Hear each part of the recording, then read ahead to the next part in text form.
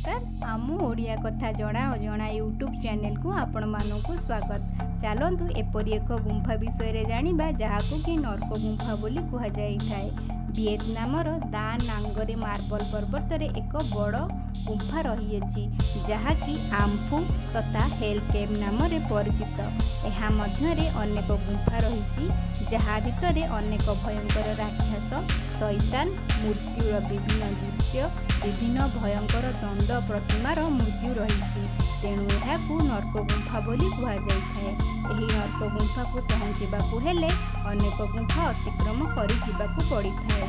19वीं शताब्दी रे किंग मिंग एहाकू आविष्कार करने सह एहार नामकरण भी करथिले। उक्त पर्वतर उपरी भाग को स्वर्ग बोली कुहा जाय थाए।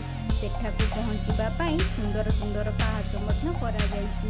ता सह गुंफार कांथरे अनेक सुंदर चित्र मध्य खोदेई होई रहिछि।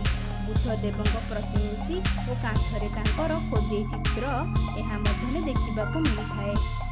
भिडियोटी जदि भल लगुच लाइक करंतु, शेयर करंतु और आम चैनल को सब्सक्राइब करंतु। धन्यवाद।